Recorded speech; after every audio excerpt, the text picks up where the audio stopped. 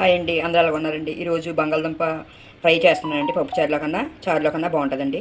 ఒక కేజీ బంగాళదుంపలు తీసుకున్నానండి. ఈ సైజు ముక్కలు కట్ చేసుకొని నీట్లు వేసుకొని పెట్టుకోవాలండి. లేకపోతే నల్లగా అయిపోతాయి కదండి. కొంచెం ఉప్పు వేసి కొద్దిగా నీట్లు వేసుకొని అలా పెట్టుకోవాలండి. మనం తాలింపు వేసే ముందు పోసుకుంటాం కదండి, బియ్యం అవి వాడేసుకుంటాం కదండి. దాంట్లో వాడేసుకొని అప్పుడు తాలింపు వేసుకోవాలండి. మనం ఇదిగోండి ఒక ఉల్లిపాయ తీసుకున్నానండి, అర స్పూను ఆవాలు తీసుకున్నానండి, అంతే.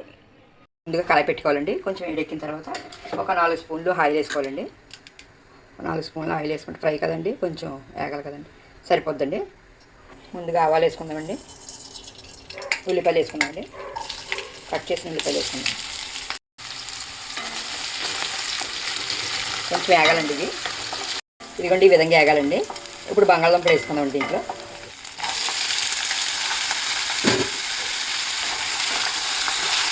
ఇలా కలిపేసుకొని కొంచెం ఉప్పు వేసుకోండి దీంట్లో. ఉప్పు వేసి మూత పెట్టుకోండి కొంచెం.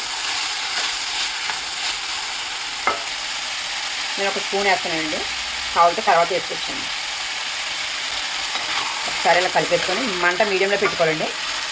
మీడియంలో పెట్టుకొని మూత పెట్టుకోవాలండి. బంగాళదుంప కొంచెం ఉడకాలండి.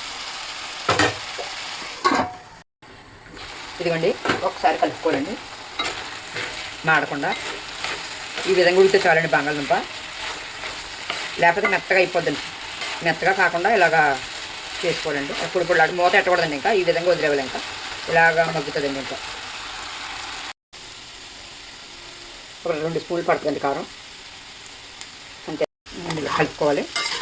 ఇలా కలుపుకొని చూసుకుంటూ ఉండాలండి. కొంచెం అడుగు పట్టకుండా. అడుగు పడితే మళ్ళీ మాడిపోతుంది కదండి, మాడకుండా ఇలా చూసుకోవాలి. మాడినా బాగానే ఉంటుందండి, ఏం మాడదని. కాకపోతే ముక్కల్లాగా ఉండాలంటే అది చూసుకుంటూ ఉండాలండి.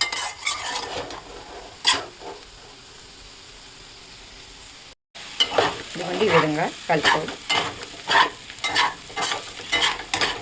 ఒక 5 నిమిషాలు అయిపోద్దండి, చాలా ఈజీగా అయిపోద్దండి.